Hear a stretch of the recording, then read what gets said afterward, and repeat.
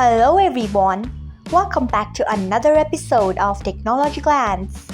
Today in this video, I'm going to guide you through how you can change lock mode to lock on MX Player. So let's get started. Firstly, open MX Player app in your device. Then tap on your profile icon if you haven't. Next tap on settings. After that tap on player. Next tap on controls. Then you can see the option of lock mode, tap on it. Then you can see the option of lock, tap on it. Next tap on OK. So this is how you can change lock mode to lock on MX Player. Thanks for watching. If you found this guide helpful, we would love it if you hit the thumbs up button below.